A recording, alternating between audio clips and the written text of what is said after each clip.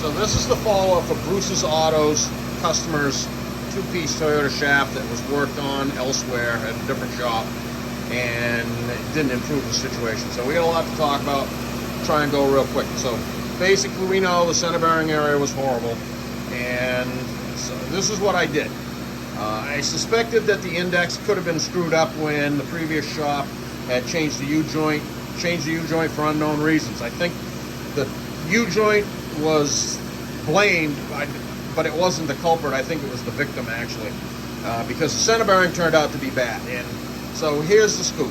At 600 RPM was about as fast as I could go safely, the way this thing was acting when it was so far out of whack.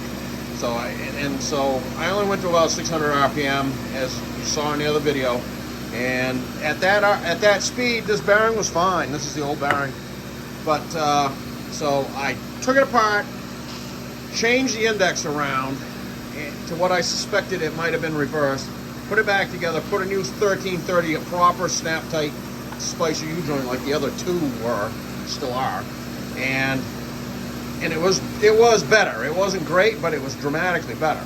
So then I was able to spin the drive shaft faster, safely.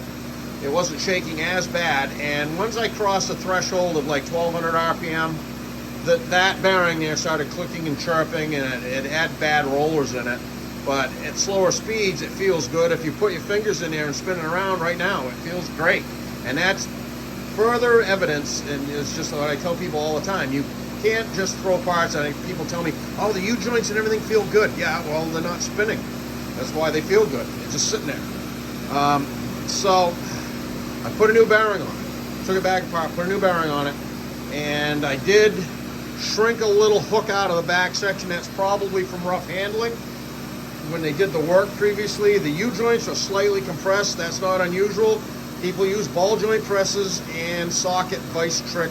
That does that just about every single time. I straightened that all out. It's got a new splicer 1330, I'm sorry, in that position, which is the correct U-joint that it was built with.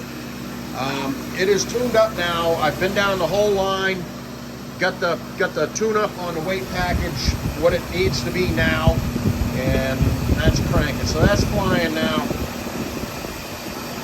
That's all at 2900 RPM. That's 3000 actually. 0 at the transmission, dead flat 0. 0 at the center bearing. And you remember, this is the area that was god-awful at 600. And 0 at the rear axle. So we're going to say this is a home run for Bruce's customer.